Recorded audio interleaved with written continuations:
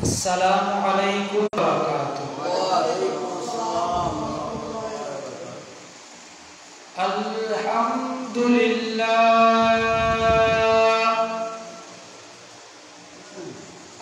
अल्हम्दुलिल्लाह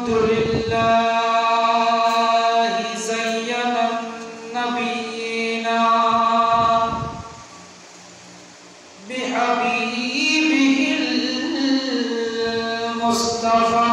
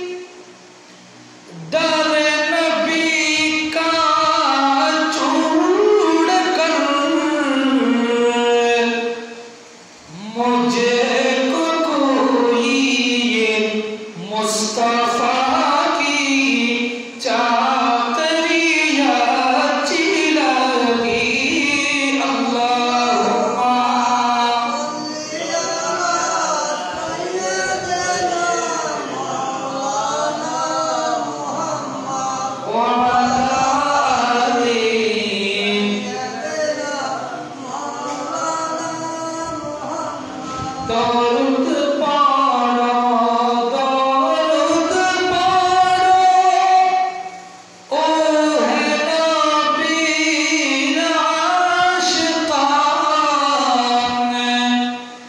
দরুদ সালাম পড়ে তোমরা সাজাও নবীর প্রেম বাগান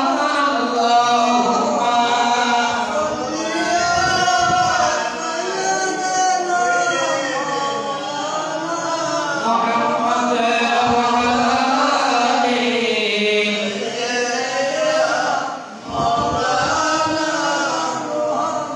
أعوذ بالله من الشيطان الرجيم بفضل بسم الله الرحمن الرحيم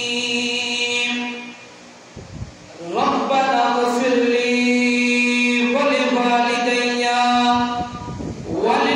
وللمؤمنين يوم يقوم الحساب صدق الله المولانا العظيم وصدق رسوله النبي الحبيب الكريم مولاي صل وسلم وبارك عليه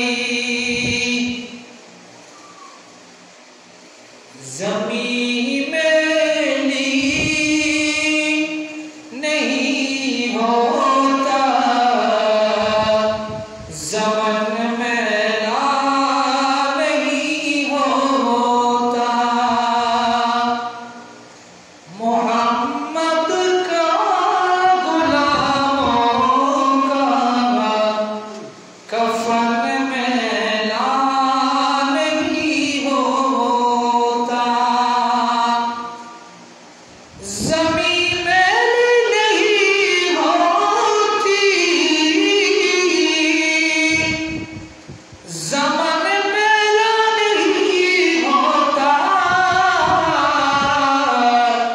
मोहम्मद की गुलामों का मोहम्मद की गुलामों का कफन मेला नहीं होता मोहब्बत कम मेरे वाले से वो जज्बा है सुनो लोगों ये जिस मन में समा जाए ये जिस मन में समा जाए वो मन मेला नहीं होता ज़मीं मेरी नहीं होती ज़मन मेला नहीं होता मोहम्मद की गुलामों का कफन मेला नहीं होता मेरे आका की उल्फत तो बदन को जगमगाता है कभी आले मोहम्मद का कभी आले मोहम्मद का बदन मेला नहीं होता ज़मीं मेरी नहीं होती ज़मन मेला नहीं होता मोहम्मद की गुलामों का कफन मेला नहीं होता ঐতিহ্যবাহী পটিয়াগাম পর্বত পূর্ব মারিয়ারা বাইতুল জান্নাত জামে মসজিদে যথা সময়ে জুমা মসজিদে মসজিদে আগত মুসল্লিনে کرام পর্দা নসিব মুসরাত খাওয়াতিনে আযাম রাহিমানা ওয়া রাহিমাকুমুল্লাহু তাআলা ফিদ দারাইন আসসালামু আলাইকুম ওয়া রাহমাতুল্লাহি ওয়া বারাকাতুহু।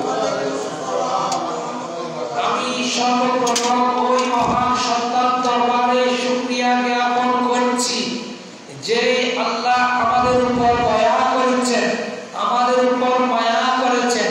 সাইয়্যিদুল আইয়াম তথা আল্লাহ রাসূল যে দিনকে সপ্তাহের শ্রেষ্ঠ দিন হিসেবে ঘোষণা দিয়েছেন জুমার দিন, ওই জুমার দিনে জুমার নামাজ আদায়ের লক্ষ্যে জুমা মসজিদে আসার তৌফিক দান করেছেন এবং কয়েক মারতবা রাসূলে কায়নাত ফখরে মুআজিজাত সরওয়ারে বায়েসে রাহমাত দরবারে দরুদ সালামের নজরানা পেশ করার তৌফিক দান করেছে। সকলে উচ্চ আওয়াজে বলুন আলহামদুলিল্লাহ।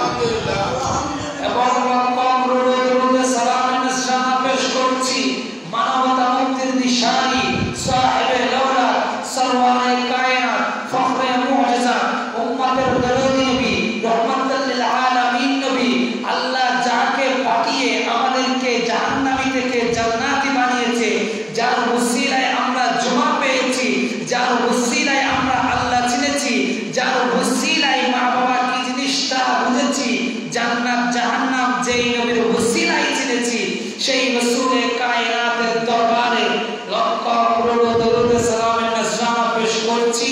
আল্লাহ তাআলা আমাদের প্রত্যেকের পক্ষ থেকে কবুল করুক, সকলে বলুন আমিন। আমরা ধারাবাহিক আলোচনা করছিলাম, আমরা গত সপ্তাহে আলোচনা করছিলাম আপনি কিভাবে ইসালে সওয়াব করবেন। আপনি যে ইসালে সওয়াবগুলো করছেন, ওই ইসালে সওয়াবগুলো আল্লাহ কবুল করছে কিনা, ওগুলোর মাধ্যমে মুর্দার কোনো উপকার হয় কিনা, আমরা এগুলো আলোচনা করছিলাম না। আজ আমরা আলোচনা করব একই বিষয়ের উপর। দেখেন আল্লাহর নবী হযরত ইব্রাহিম আল্লাহর কাছে দোয়া করছে, রব্বানা গফিরলি ওয়া লিওয়ালিদাইয়া ওয়া লিল মুমিনিনা ইয়াওমা ইয়াকুমুল হিসাব। সুবহানাল্লাহ। আল্লাহ তাআলা বলেন হযরত ইব্রাহিম এমন নবী, জলিলুল কদর পয়গম্বর, যারা দোয়া করলে আল্লাহ দোয়া ফেরত দেয় না। তাদের মধ্যে অন্যতম হচ্ছে নবীদের দোয়া। নবীদের মধ্যে যিনি অন্যতম নবী তিনি হচ্ছে হযরত ইব্রাহিম খলিলুল্লাহ। সুবহানাল্লাহ। আল্লাহর নবী হযরত ইব্রাহিম আল্লাহর কাছে দোয়া করছে, আল্লাহ রব্বানা ইগফিরলি ওয়া লিওয়ালিদাইয়া, আল্লাহ আমার মা বাবা যারা দুনিয়া থেকে অতিবাহিত হয়েছে, আল্লাহ আমার যারা আত্মীয়স্বজন দুনিয়া থেকে চলে গিয়েছে, আল্লাহ তুমি তাদেরকে ক্ষমা করে দাও। সুবহানাল্লাহ। দোয়া কে করছে? হযরত ইব্রাহিম আল্লাহর কাছে দোয়া করছে, রব্বানা গফিরলি ওয়া লিওয়ালিদাইয়া, আল্লাহ আমার যে সমস্ত মুরব্বিরা আমার বংশ থেকে যারা ঈমান সহকারে দুনিয়া ত্যাগ করেছে, আল্লাহ তুমি তাদেরকে মাফ করো, আল্লাহ তুমি তাদেরকে মাফ করবা। শুধু তাই নয়, ওয়া লিল মুমিনিনা, আল্লাহ আমার পূর্বে যতগুলো মুমিন ছিল, আমার পরে যতগুলো মুমিন আসবে, তুমি আল্লাহর ওয়াহদানিয়তের উপর ঈমান আনবে, তুমি আল্লাহকে বিশ্বাস করবে, যুগে যুগে তুমি যে সমস্ত নবীদেরকে পাঠাবে ওই সমস্ত নবীদের তাবেদারি করবে, আল্লাহ তুমি ওই সমস্ত মুমিনকে ক্ষমা করে দাও। সুবহানাল্লাহ। আর দোয়া করছে ওয়ালিল মুমিনিনা ইয়াওমা ইয়াকুমুল হিসাব। সুবহানাল্লাহ। হযরত ইব্রাহিম আল্লাহর কাছে দোয়া করছে, আল্লাহ তুমি আমাকে মাফ করো, সমস্ত মুমিন মুমিনাতকে মাফ করো। আল্লাহ মাফ করবা তা নয়, আল্লাহ আমি জানি তুমি কাল কিয়ামতের ময়দানকে খুব কঠোর করবা, কিয়ামতের ময়দানে বড় সূর্যের তাপ দিবা, কিয়ামতের ময়দান খুব ভয়ঙ্কর করবা। আল্লাহ ওই ভয়ঙ্কর মুহূর্তের মধ্যে তুমি আল্লাহ আমার মা বাবাকে ক্ষমা করো, তোমার নিচে ছায়া দাও, আরশের নিচে ছায়া দাও। আল্লাহ তুমি মুমিনকে ছায়া দাও, কাল কিয়ামতের ময়দানে সমস্ত মুমিনের হিসাব নিকাশ সহজ করো। সুবহানাল্লাহ। দোয়া করছে হযরত ইব্রাহিম, দোয়া করছে ইসালে সওয়াব। অর্থাৎ আপনি যে আপনার মুরব্বিদের জন্য দোয়া করছেন, অনেকে বলবে এগুলো করা যায় না, অনেক মুতাযালা ফিরকা সর্বপ্রথম ইসালে সওয়াবকে যারা অস্বীকার করেছিল, মানুষ মারা যাওয়ার পর তাদের কবরের মধ্যে কোনো কিছু পাঠানো যাবে না, এই বাক্যকে সর্বপ্রথম যারা অস্বীকার করেছিল তারা হচ্ছে মুতাযালা ফিরকা তথা একটা জাহান্নামী ফিরকা। ওই জাহান্নামী ফিরকার বাস্তবায়নে, ওই জাহান্নামী ফিরকার পথ অবলম্বনে আজ দেখবেন অনেক বাতিল ফিরকা। আপনি যখন কবরের মধ্যে যাবেন, কবর জিয়ারত করবেন, আপনি যখন কোনো ওলিদের মাজারে যাবেন, আপনি যখন মা বাবার জন্য জিয়ারত করবেন, ওগুলোর উপর বেদাত বলে নাউজুবিল্লাহ। এবং দেখেন আর কে কে যে সমস্ত মুমিনরা দুনিয়া থেকে চলে গিয়েছে তাদের জন্য আর কারা কারা দোয়া করে। অন্য আয়াতের মধ্যে আল্লাহ বলেন আল্লাহর যে একটা আরশ আছে, বলেন না আল্লাহর একটা আল্লাহর আরশ বহনকারী কিছু ফেরেশতা আছে। কোরআনে কারীমের মধ্যে বলেন আল্লাযীনা ইয়াহমিলুনাল আরশা ওয়া মান হাওলাহু ইউসাব্বিহুনা বিহামদি রাব্বিহিম সুবহানাল্লাহ। আল্লাহ বলেন আমি আমার আরশকে শূন্যের মধ্যে রেখেছি। আমার আরশ এমন অবস্থায় আছে যে আরশের মধ্যে কোনো খুঁটি নাই।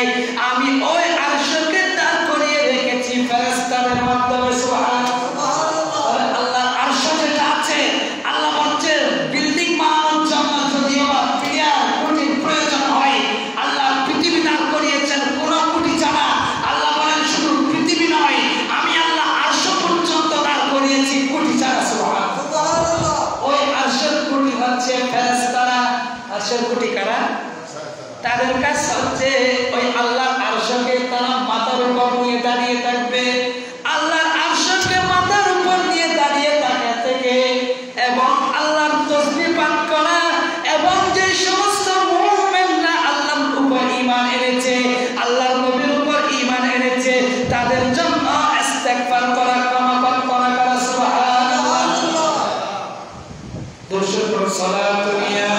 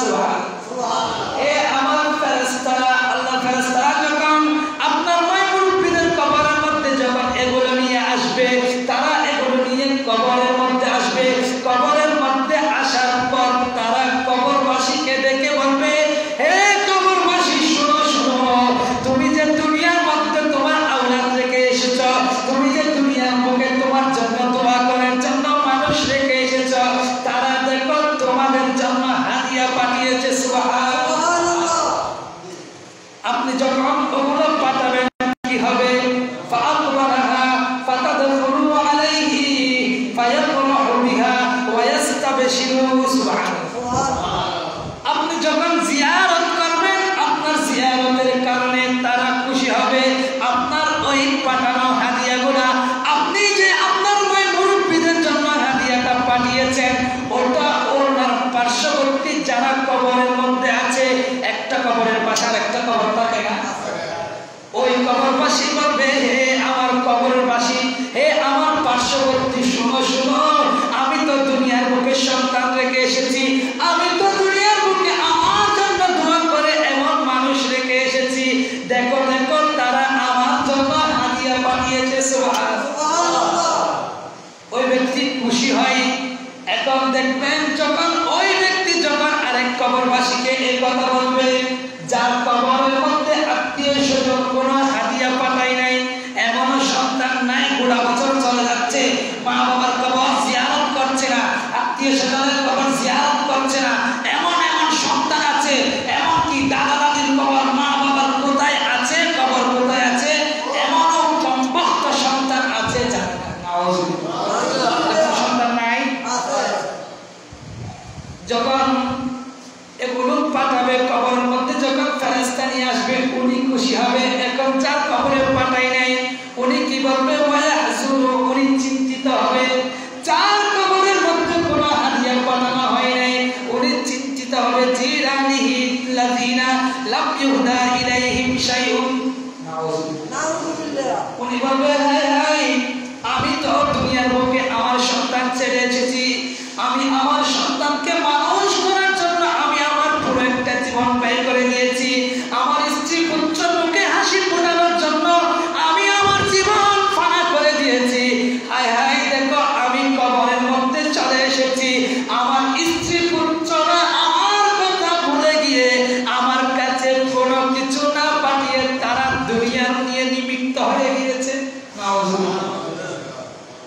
আপনি যখন কোন হাদিয়া পাঠাবেন, আরেকটা হাদিসের মধ্যে আছে, অনুবাদ করছে শুধু, আল্লাহ রাসূল বলেন, আপনি যখন হাদিয়া পাঠাবেন, ওই হাদিয়াটা আল্লাহ সরাসরি মুর্দার কবরে পৌঁছে দেয়। সুবহানাল্লাহ।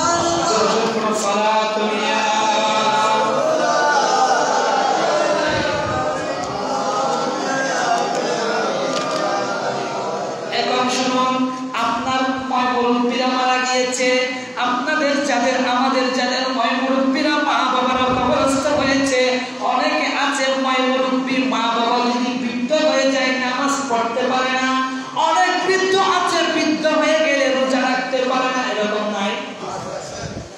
রোজা রাখতে পারে নাই, আল্লাহ তাকে মওত দিয়েছে, নামাজ পড়তে পারে নাই, আল্লাহ তাকে মওত দিয়েছে। এখন আপনি আপনার মুরব্বিদের পক্ষ হয়ে, আপনার মা বাবার পক্ষ হয়ে ওই নামাজগুলো পড়তে পারবেন কিনা? এক ব্যক্তি আমার রাসূলের দরবারে আসলো, আমার রাসূলের দরবারে আসার পর বলল, ইয়া রাসূলুল্লাহ, ইয়া হাবিবাল্লাহ, আমি তো আমার মা বাবার সাথে দুনিয়ায় থাকতে ভালো আচরণ করতাম, দুনিয়ার বুকে যখন আমার মা বাবা ছিল, আমি আমার মা বাবার কথা ফরমাবরদারি করতাম। এখান থেকে আরেকটা কথা শুনে রাখুন, আপনি যদি দুনিয়ায় থাকা অবস্থায় আপনার মা বাবার সাথে গাদ্দারি করেন, আপনি দুনিয়ায় থাকা অবস্থায় আপনার মা বাবার যদি অবাধ্য হন, আপনি দুনিয়ায় থাকা অবস্থায় আপনার মা বাবাকে খাবার না দেন, তাহলে মারা যাওয়ার পর মেজবান দিলেও কোনো কাজ হবে? অনেকে আছে মা বাবার দুনিয়াতে থাকা অবস্থায় মা বাবার খাবার নিচ্ছে না, নিজের স্ত্রী পুত্র নিয়ে পড়ে রয়েছে। আরে আমার কথা হচ্ছে, শুনুন বুঝুন, আপনি যেভাবে আপনার সন্তানকে মানুষ করার জন্য, আপনার সন্তানকে মনুষ্যত্ববোধ তৈরি করার জন্য আপনি যেভাবে কাঁদছেন, দৌড়াচ্ছেন, এ কথা চিন্তা করা দরকার। আমার মা বাবাও আমাকে মনুষ্যত্ববোধ সৃষ্টি করার জন্য, মানুষের মতো মানুষ করার জন্য কষ্ট করেছে।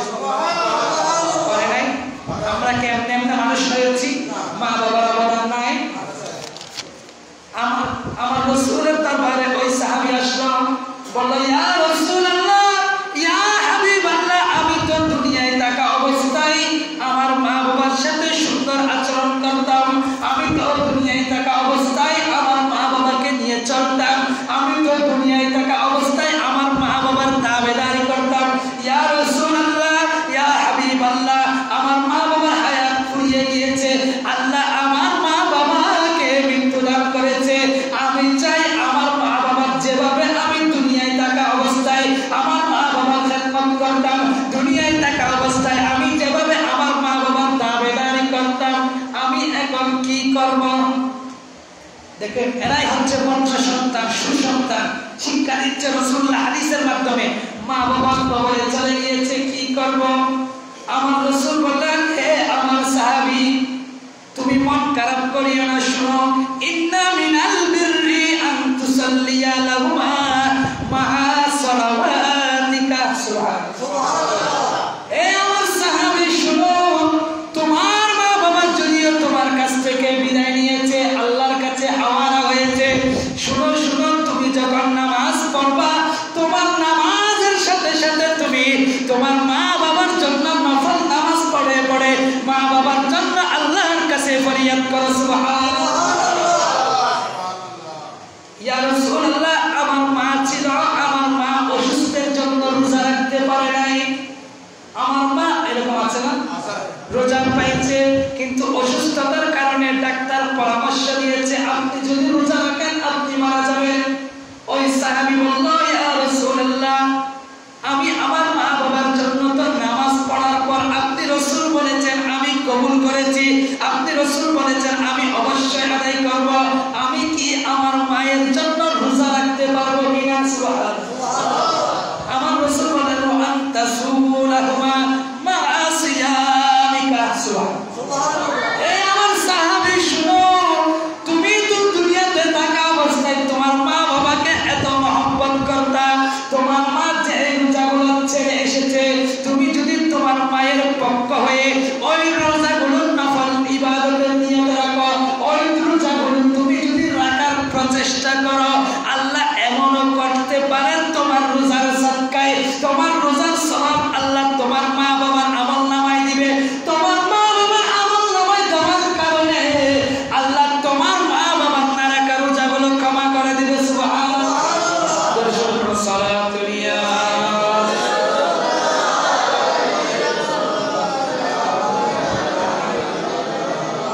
আরেকটা হাদিসের মধ্যে হযরত আয়েশা সিদ্দিকা রাদিয়াল্লাহু তাআলা, এটা মুসলিম শরীফের riwayat, আমার রাসূলের কাছে একজন সাহাবী আসলো, ইয়া রাসূলুল্লাহ সাল্লাল্লাহু আলাইহি ওয়াসাল্লাম, মান মাতা আলাইহি সিয়ামুন সামা আনহু।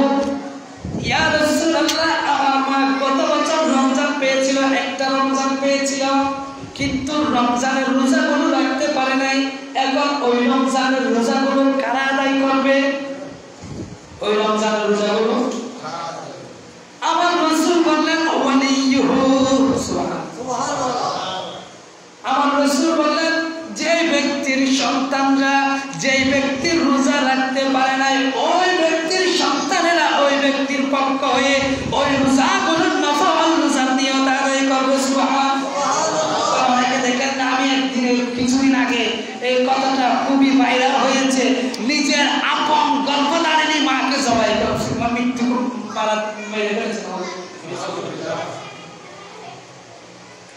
যে মা বাবার শানে রাসূলুল্লাহ বলেছেন, মা বাবা রাগ হয় যে কথার কারণে, যে অবস্থার কারণে, শুধুমাত্র মা বাবার মুখ দিয়ে তোমার জন্য উফ, আমার এই সন্তানটা আমাকে অতিষ্ঠ করে তুলেছে, এমন শব্দ বান্দা তোমার কারণে যদি তোমার মা বাবার মুখ দিয়ে বের হয়, আমি আল্লাহ তোর ইবাদতকে বরবাদ করে দেব। যেখানে উফ শব্দ মা বাবার শানে ব্যবহার করা আল্লাহ রাসূল নিষেধ করেছে, এরকম মাকে হত্যা করেছে প্রেমিকার জন্য।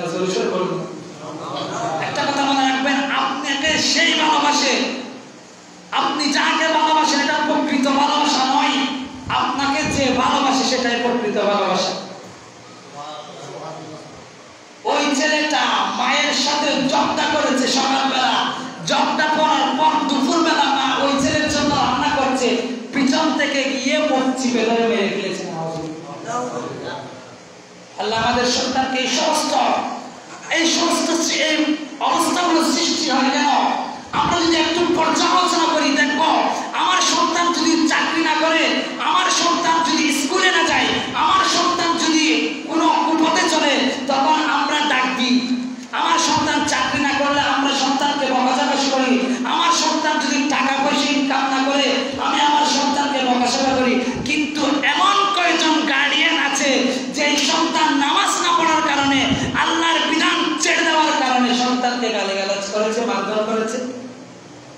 এই পরিস্থিতিগুলো সৃষ্টি হয় কেন? মনুষ্যত্ববোধের অভাবে। আপনি আপনার সন্তান চাকরি করছেন না সেজন্য ভাবছেন, কিন্তু চাকরি করা এটা তার জীবনের জন্য। আল্লাহ তার রিজিক দিয়েছে, চাকরি না করলে তার সে কোনো একটা পন্থায় নিজের অবস্থা তৈরি করতে পারবে। কিন্তু সে যে ফরজ ইবাদত ছেড়ে দিচ্ছে, আল্লাহর উপর তাওয়াক্কুল হারাচ্ছে, আল্লাহর নামাজ, রোজা, হজ, যাকাত সমস্ত ফরজ ইবাদত ফরজিয়ত ছেড়ে দিচ্ছে। কয়জন গার্ডিয়ান আছে এই সমস্ত বিধান ছেড়ে দেওয়ার কারণে সন্তানের বিরুদ্ধে আচরণ করেছে। সন্তান এমন হয় কেন? একটা আমি আগেও বলেছিলাম কয়েকবার, সন্তান হওয়ার জন্য একজন সন্তান চাইলে মা বাবাকে জান্নাতে নিয়ে যায়, আর ওই সন্তান চাইলে মা বাবাকে জাহান্নামে নিয়ে যায়।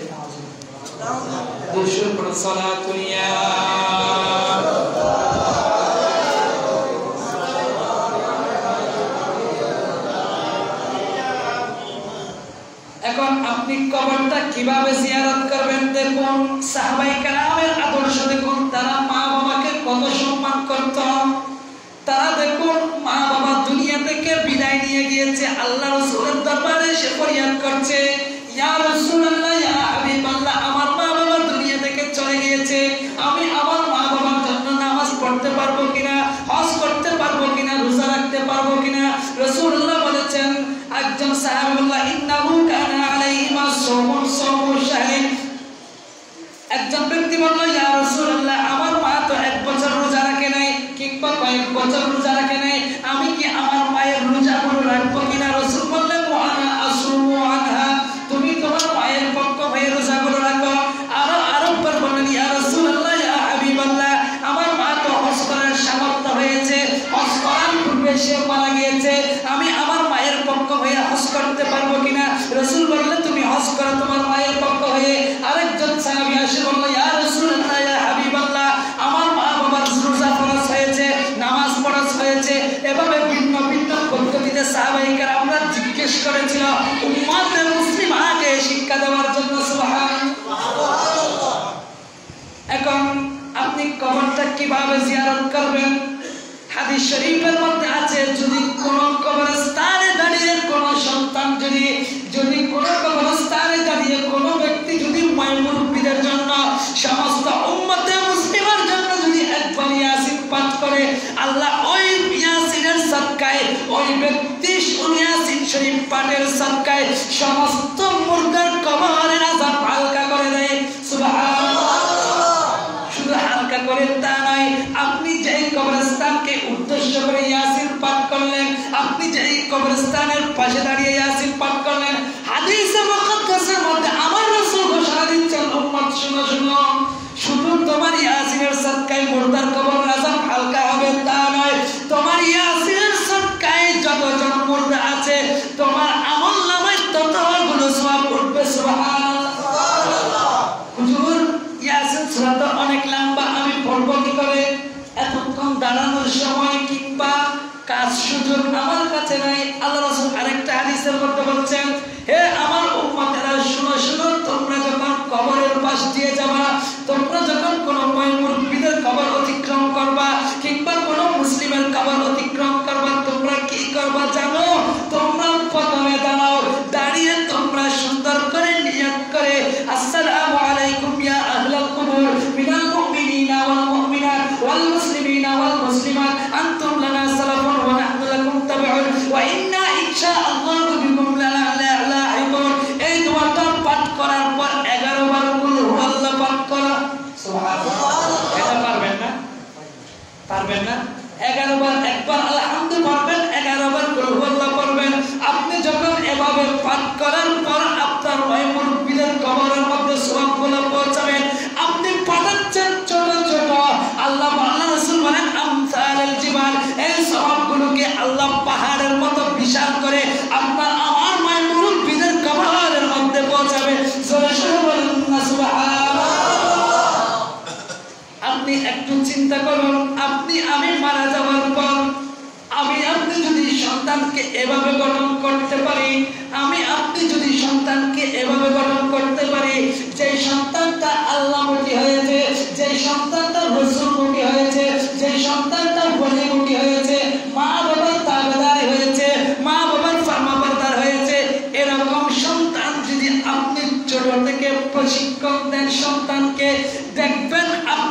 চেষ্টা করছেন, আপনার চেষ্টার কারণে আল্লাহ আপনার সন্তানকে সুসন্তান হিসেবে কবুল করবে। সুবহানাল্লাহ। সেজন্য কি করতে হবে? চেষ্টা করতে হবে। কি চেষ্টা চালাইতে হবে।